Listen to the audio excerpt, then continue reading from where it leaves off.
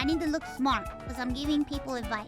Perfect. Smart people wear things like this. What else do smart people wear? I don't know what else smart people wear. Perfect. I won't put it on sideways because I'm cool. Are you graduating? I'm sure there's a lot of people that wish I would. We also need this. It's a school desk.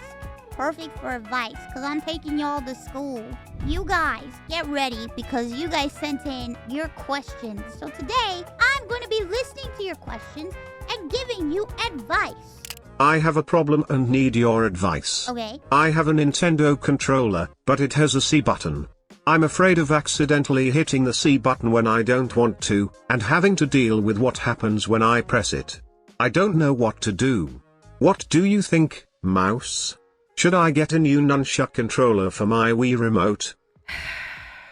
The C button. A plague upon us all. Bro, yeah, the C situation is crazy. Crazy, I tell you. Listen, let me tell you something. You should do what my mom does.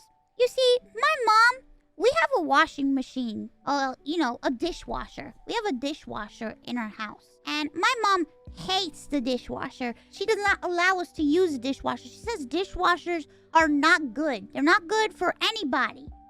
And they waste a lot of water. So my mom decided that it would be great to put electrical tape on all the buttons of the dishwasher so that no one can use it ever. I think you should do that. You should wrap up your controller in electrical tape so you don't ever press the C button ever again. Oh yeah, my mom says dishwashers are the devil. They waste electricity and they waste water. I swear your mom and my mom would be BFF, bro. I feel like every Latinian mom is like anti-dishwasher. I just don't get it, man. I'm like, bro, the dishwasher, it saves you so much time. You don't have to sit there and wash dishes at all. And your hands and blah, blah, blah. But they don't listen. They don't listen to us. Wrap it up in electrical tape. Better yet, just throw the whole controller out the window. Get a new controller. F the C button. Next question. Do you have any advice for practicing singing when you live with other people? Oh, well, I've lived with people my whole life, so I'm very good at this. I'm very knowledgeable on this subject. I used to sing before, a long time ago. There was a time when I was very embarrassed to sing around other people, so I would wait for everybody in the house to not be there to practice my singing. But however, I know that this is not practical. I know you can't always do it. So do what I do. Go into your closet at nighttime when everybody's sleeping and practice inside of your closet. Stay in the bathroom. Do you know how the acoustics are in the bathroom? Well, you could. You could practice singing in the shower. Turn the shower on. Or you could talk to your family and be like, hey, I want to practice singing. Is that okay? Be like, hey, is that okay for me to practice singing? And then they might say yes. They might say no. You never know. It doesn't hurt, it won't hurt to ask. Next question. I'm a 21-year-old woman and I want to move out with my boyfriend, dating for 1 year. It says dating for 1 year and 3 months. 2 years of friendship. How should I approach my Hispanic parents about this? I think don't do it. How about don't do it? I could say, you know what? Have a reasonable conversation with your parents. Sit down and explain to them everything and talk to them about it. But we all know that Latinian parents are not logical, and that's not gonna work. So the next option is don't. Period. I can't tell you what to do with your life, but I can tell you good luck. Always remember, your parents, they know where you are and what you're doing every day, every hour of the day, every minute. They know everything about you, and they know everything that you're gonna do. You can't run from your parents. Latinian parents, you can't escape. You can't escape them. They know everything at all times. I don't know how it is, but somehow my mom knows what I'm doing. She's 5 steps ahead of me at any time. She always knows. I don't know what it is. It's like they evaporate into a mist and exist in all corners of the globe. And they know everything. She's probably watching right now. Your parents are probably watching, thinking, oh, this must be about us. Run! Actually, don't. It's gonna be okay. It's gonna be okay, bros. But don't listen to me. What do I know? I'm just a dumb anime girl on the internet. What do I know? Next question! Hey Miss Ironmouse, could you maybe give any advice on how to meet people online? I always wanted to meet some people who have similar interests but don't really know where to start. I'd really appreciate it. Thanks, Miss Ironmouse. Ah, yes. How to meet people online. Well, you know, a lot of people would say, don't meet people online. People are crazy. But in my experience, I have to say, people are crazy in real life as well. You might meet a psychopath when you're at the grocery store. You never know. The person that's right next to you in the aisle might be a serial killer and you'd never know it. The only way to shield yourself from all that torment and pain is by not meeting anybody at all. However, I know you want to meet people. So, I think the best place to meet people is in the Ironmouse community.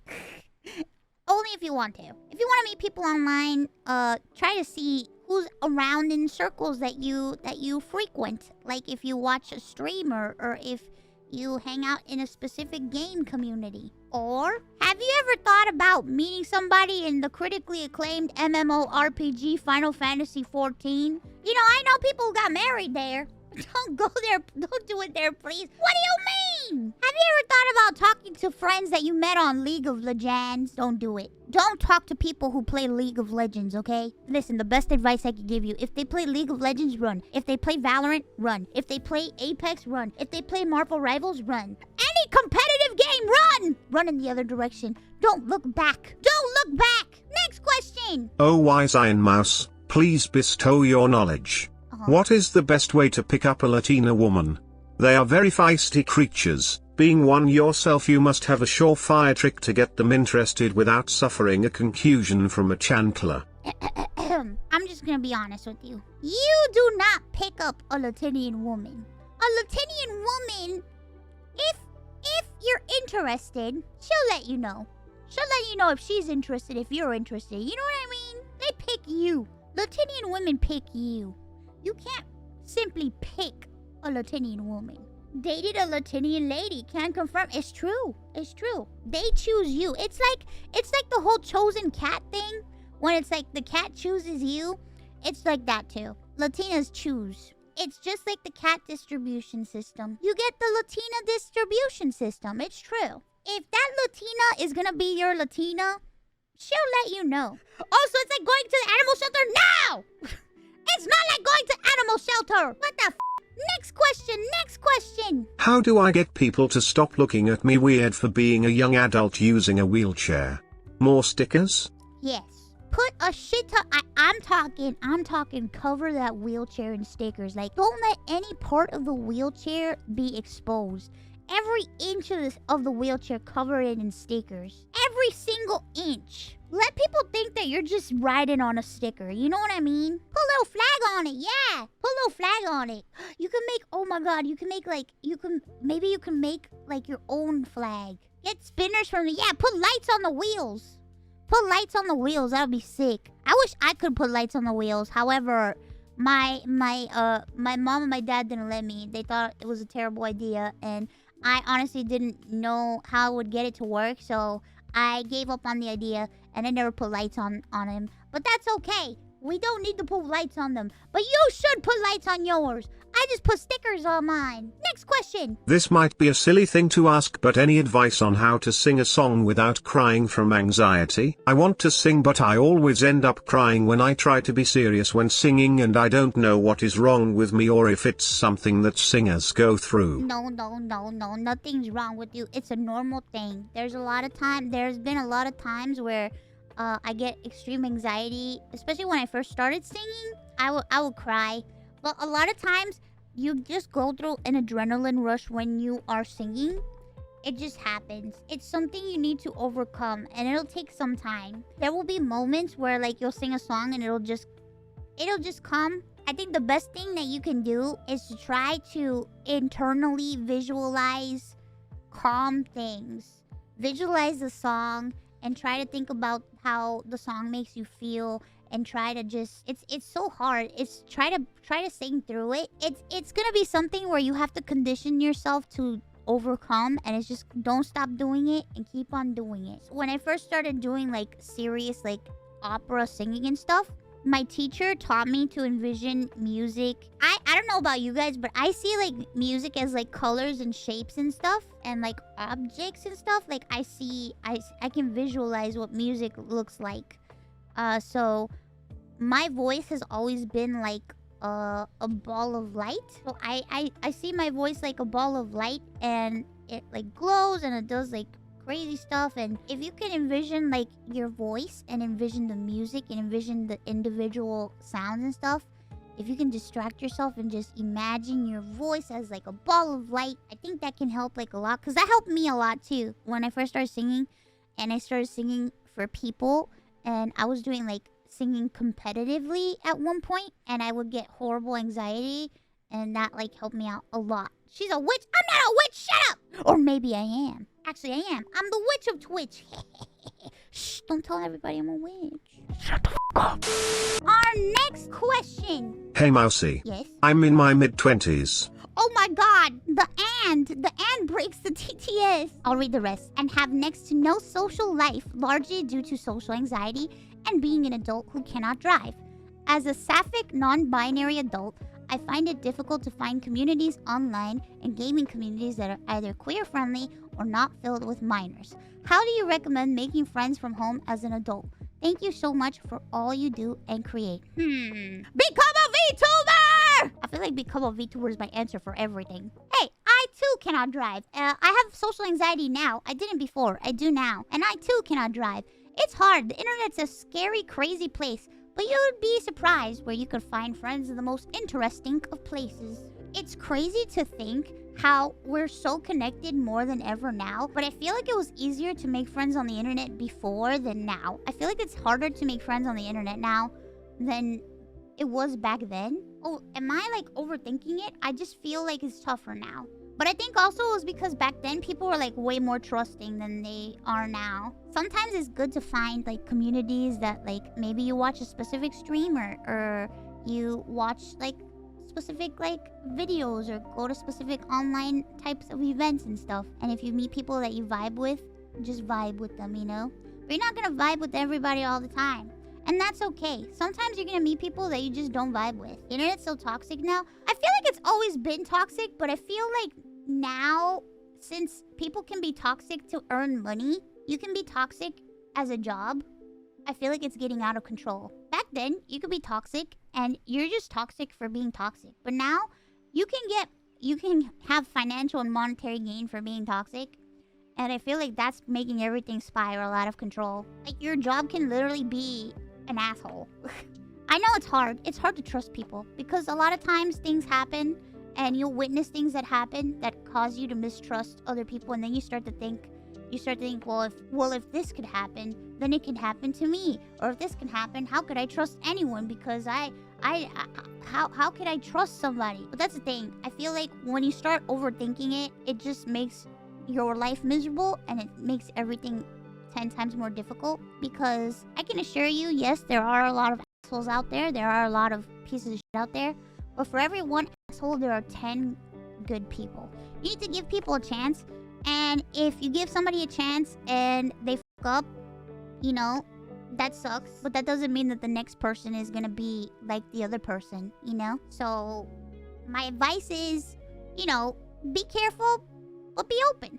Be open, but be careful. And if you meet somebody who is a cacahead, that's okay. They're the cacahead.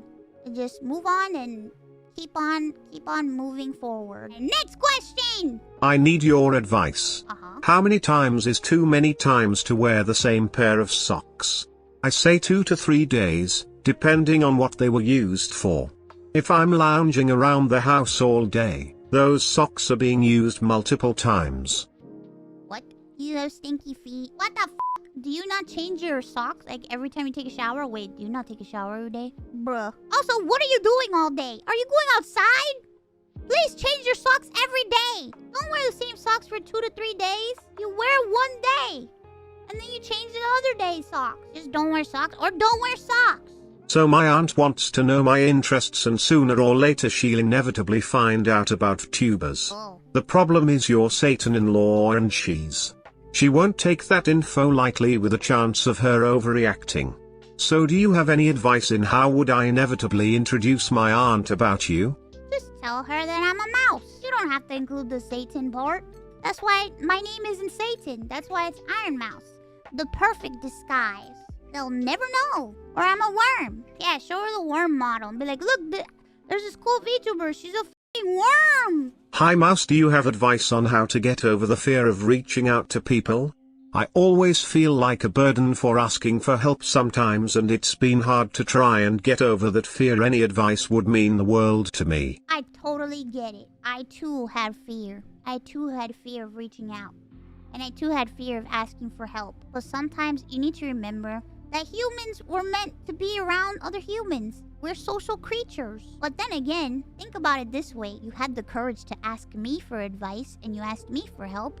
If you can ask me for help, you can ask other people for help. But also, I would like to suggest, if you're gonna reach out to people and you ask for help, you can also reach out to people to say hello and to hang out and just try to get more in tuned and more accustomed to speaking with people. Remember, you're not a burden. You're not a burden. And if your friend is truly your friend, they'll be there for you.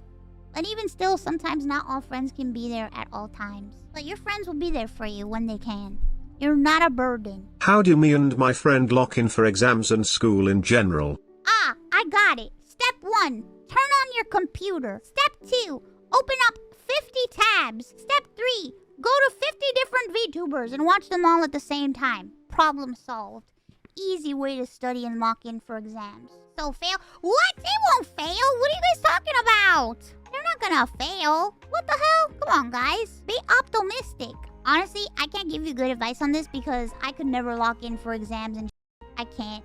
I just couldn't study. I'm not the studying type. I kind of just like winged it and like thankfully would pass the test. If I could go back in time, I'd try to study more. Hi Mouse, Hello? I was hoping to get your help on this. I have recently been diagnosed with a chronic illness that has completely changed my life, and I am struggling with it. I now struggle with everyday things. I need help every day. My mental has taken a big strike and I just want to have hope. Your stream helps on my bad days. Thanks, Mousy. It's hard to have hope when you're going through, a scary diagnosis when you, I can only speak from my experience because I'm not in your shoes, but I do know that when I was diagnosed with CVID, I just felt like I was happy and sad at the same time. Happy to know that I knew what was wrong with me, but also frustrated and sad and depressed and angry because I just felt like I was on this I've said it before, but it's like being on like a roller coaster and like you can't get off the roller coaster, and it's like it just keeps going and going and going, you know? A lot of people don't understand how much of a toll chronic illness has on your mental. Like, it really does f with your brain a lot because you have to change every aspect of your life. You have to make lots of changes, and your whole life is affected by this thing. And there's nothing you can do about it because most of the time, chronic illness cannot be cured. So you just have to live with it and learn how to live your life differently and learn how to live your life your way. And I know it's really scary, but know that you're not alone. And if you have the chance and you're not like if you have the chance and the resources, try to see if you could look into, maybe you can find like an online community of people that have the similar condition as you. I did that for a time. I was in kind of like a support group for CVID people, and it helped. But now I'm no longer a part of that stuff, and I manage on my own because I'm okay. I'm okay on my own. But sometimes the best thing you can do is find others that are going through the same thing, and you guys can support each other. You basically just need to find a way to live life your way. And I know it seems impossible, but with a lot of hard work, you can get there. How do you deal with failure? I often get a little wrapped up in it and have a hard time moving on from it. Any advice on how to move on from failure? I completely get you. I feel like back then, a long time ago, I used to be very bad. I couldn't deal with failure. It was very hard. I feel like now that I'm older and like the older I get and the more experience I get, like I move on from failure a lot. It's hard. You just need to take it and just see what you can learn from your failure and then keep moving forward. But I know it's difficult because it used to be very difficult for me. I used to let a failure get to me where it was just like I was just stuck thinking about things and stuck just wondering and worrying for days, months, weeks. But it's true. Failure is important because it's the way that we learn. So if you could just try to move past that block and realize that failure is important and it's a way for you to learn and grow from your mistakes, find a way to take that failure and to apply it to something else, I think it's good. Failure is good. Hey Mouse, do you think I should embrace my feminine side at all and learn how to do makeup and girly stuff, or just no?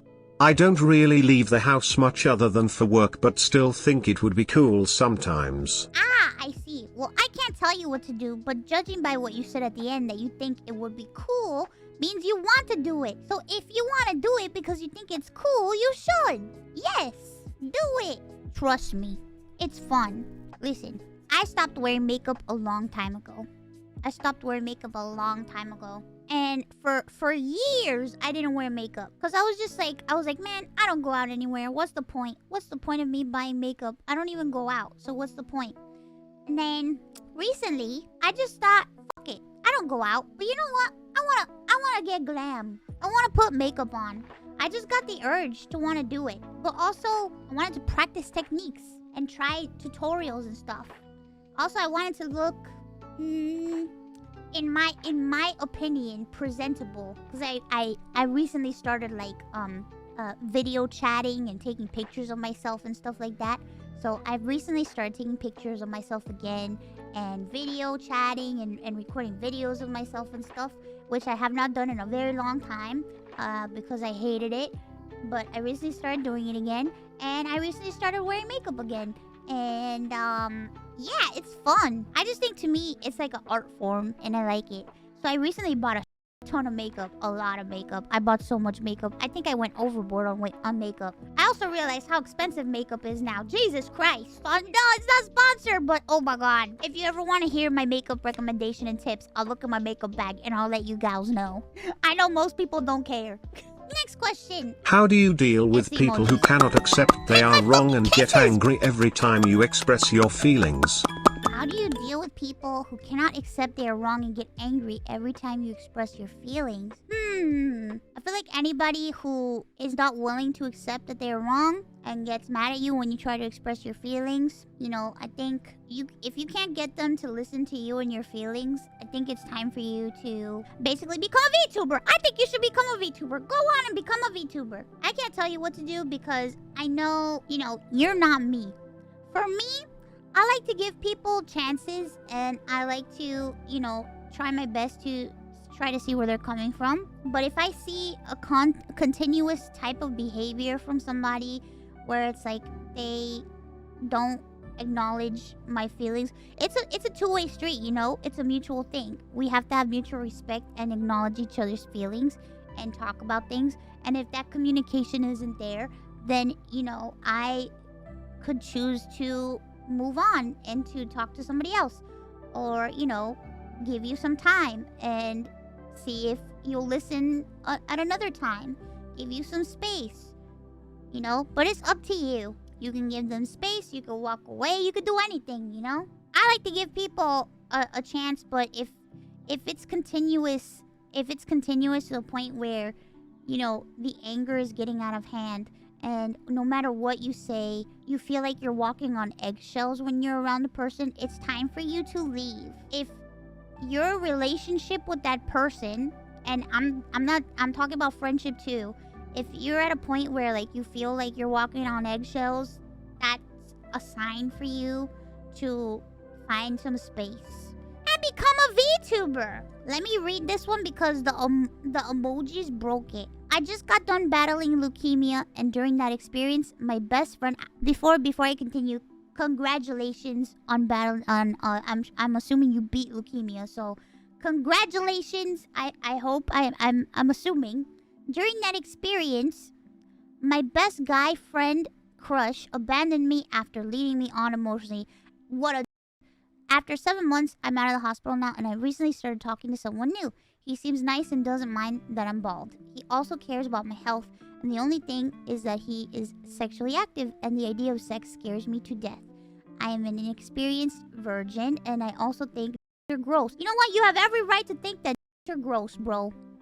I really like this guy. What should I do? P.S. I love you, Mousy. Watching you while I was sick helped me temporarily escape hell. I'm so glad I could be your temporary escape. And congratulations on kicking leukemia's ass. You know, I'm just gonna be straight up with you. I know you really like this person, and I could joke around and be like, become a VTuber. But I'm just gonna be honest. If sex scares you, you shouldn't do it. Don't do anything that scares you. Do not do anything. And if this person pressures you, you need to walk away.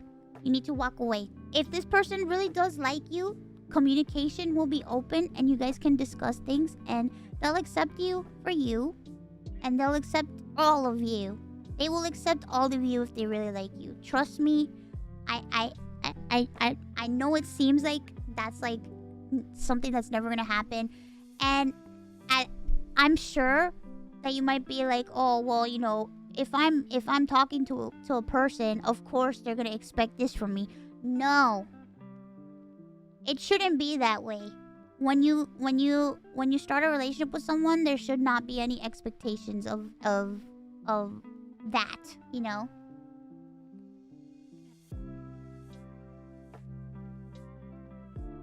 There should be like a mutual respect, and if they're for you, they'll accept your feelings, and you guys can communicate and work on things together.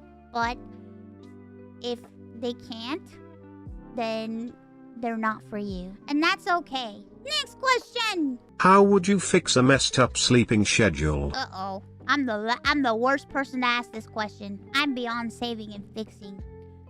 You know what? I can tell you a fucked up way to do it. Stay up 24 hours. But don't do that because it's really bad for you. It's terrible advice, but that's the only way. It's not the only way, but it's what all my friends do. But do not do that. That's not good for you. I realize that, like, my heart, I'm putting incredible stress on, like, my heart and shit. On my whole body. Because I'm, like, struggling. I don't know how to fix a sleep schedule. Someone help! How do you fix a sleep schedule? Tell me, quick! I need to give better advice! Hello. What do I do if I am falling for a guy just listening to his podcasts? Of course he does not know of my existence, but I need to cope somehow, I guess. Should I just stop listening the podcasts? But it is addicting and usually the only joy in my day. And I have been listening for him for like a year already. But that attraction is a new thing. Maybe I am going crazy cause I have no reserve. I feel like a psycho a little bit. It's been bugging me more and more as of late. What do you think is a valid thing to do in such a cringe situation? It's hard because I feel like it's very easy to fall into that sort of situation, because when you're on the internet, you see other creators and you see other people on the internet, and they're just like average people just like you and me. And we're all connected, so it's like, it's very easy for you to think that you can be their friend, as well as think that you have a chance to be more than a friend to a person. But I feel like if it's becoming a bit of a problem for you, where you're extremely, like, you're becoming emotionally attracted to this person, and like extremely attracted, and there's like, you know, I feel like you need to take a break. I feel like you gotta take a break. You have to take a break. Because remember that, I'm just gonna be honest with you, that person making that podcast, you only know a portion of their life. You only know what you see through the podcast. You don't know who they are in real life. You don't know what they do when they turn off the camera. You do not know what they do when they are not working, basically, because the podcast is basically their job. You know, I feel like if you keep that in mind, and if you take a tiny break, it will be beneficial to you, because you're only getting half of the person. You know what I mean? And yeah, you gotta touch grass, bro. Having a crush on like somebody who has a podcast, or a crush on like somebody who is like a streamer, is different than having a crush on like a movie star, because like there's like so much gap, and it's like you can't interact with a huge movie star every day. Like, you can't interact with them. There's no way that, like, your paths are just not there. But it's like, when you're on the internet, you feel like your paths can cross. You just feel like this could be some person that just lives down the street from you or something. You know what I mean? There's a closeness that you feel with people on the internet that's different from, like, a closeness that you feel from, like, a musical artist or, like, a movie star. And the way that, you know, people interact online and the fact that it's so connected, it makes you feel like there is a connection there. That's true. You feel like you could have a connection with the person because of the proximity and because of all this stuff. But it's like, you gotta take a step back. Next question. This one can't be read. I'm guessing if it's too long, they don't read it. So I'll read this. Hi, Mouse. Love your stuff. Here is my question. I want to start by saying I love my boyfriend so much. My boyfriend and I have been together for going on 5 years, and it was a long time coming to this point. We both have our own mental health issues as well. We both have ADHD, CPTSD, and depression, and we have dealt with all these things in very different ways. With all the anxiety-inducing things lately, and my work as well as my master's program. Oh, congrats on your master's program. Holy shit, you're smart.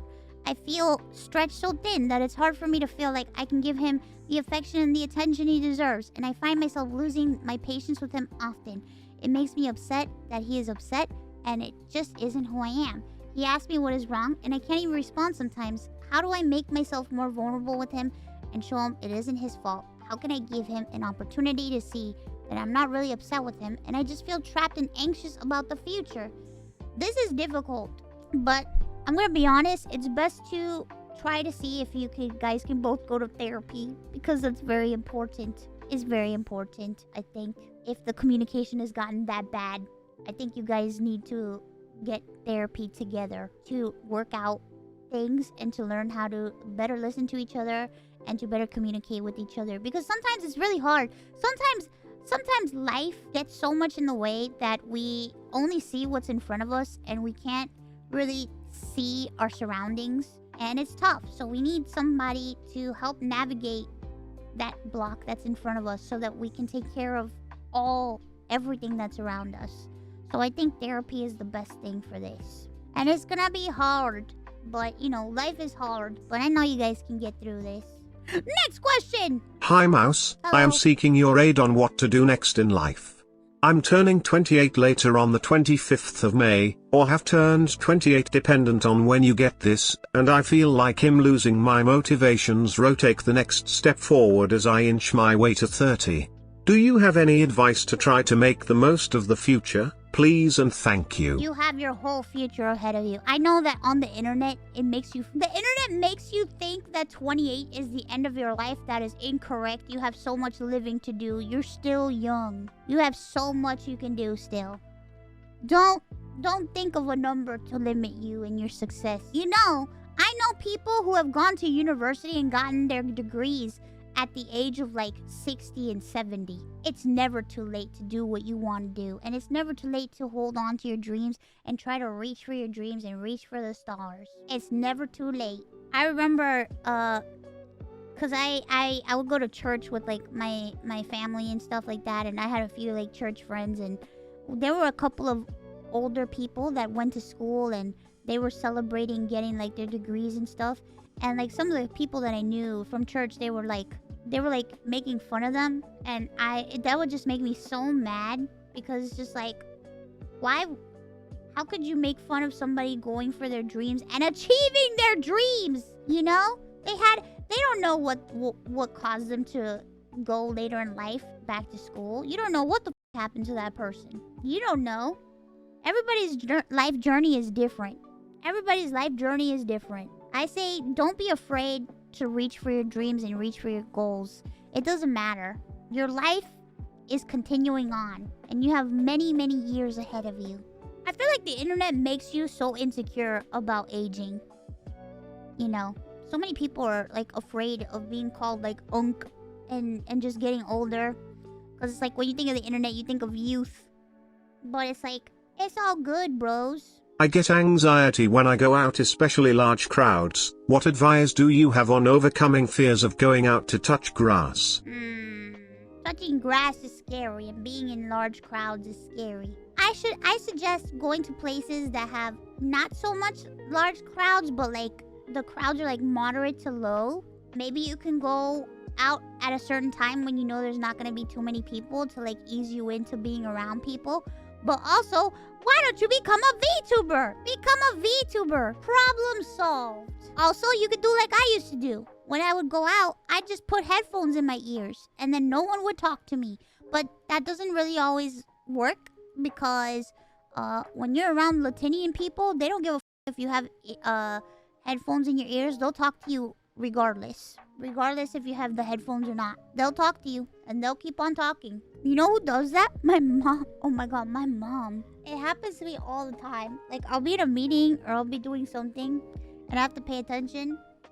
And my mom will come in and she'll talk. She'll just keep on talking. And I would have to take my headphone out and be like, what? And then she'll keep on talking and be like, okay, mom, I'm in a meeting. And then I'll put my headphone back in. Talking. And I'm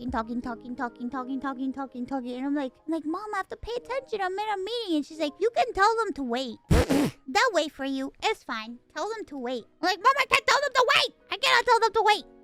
That's not how that works. But yeah, wear headphones and go out when you know there's not going to be too many crowds to ease you into the whole habit of touching grass. Next question. Hi, Mouse. Hello. So I've been studying and keeping track of a bit of Spanish, Japanese, Indo, and English words cause of you and the girls. And Kuro. Oh my god, it broke because of the ampersand. And Kuro. Do you have any advice in studying Spanish for someone who's Filipino despite the 333 years under Spanish rule? We actually barely understand and speak Spanish, except for our, what is that word? Chavacano? Chavacano bros down south. What is Chavacano? Is it language? Oh, okay.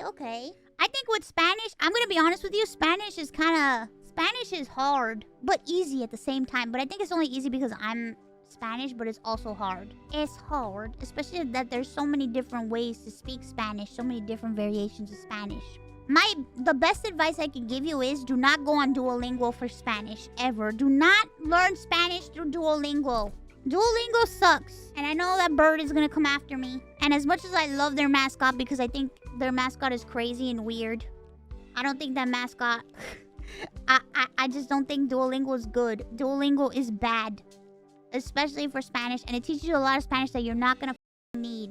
You're not gonna need to learn how to say suitcase in Spanish, bros. My advice, and I know this is gonna sound crazy, but I think Rosetta Stone is pretty good. I don't think it's that bad. I don't think Rosetta Stone is that bad. I've talked to multiple people that use Rosetta Stone, and I think they've learned quite a bit. And I think Rosetta Stone, I'm not sponsored by Rosetta Stone. From the people that I've spoken to, I think Rosetta Stone is pretty good. I don't know the price, so it could be a scary cost. But I will teach you a better way to learn Spanish quick. Are you ready? This is a secret to learning Spanish. Watch Spanish novelas. Watch Spanish novelas. Watch Spanish television. Watch Spanish TV. I'm telling you, the best way to learn is by listening to people talk.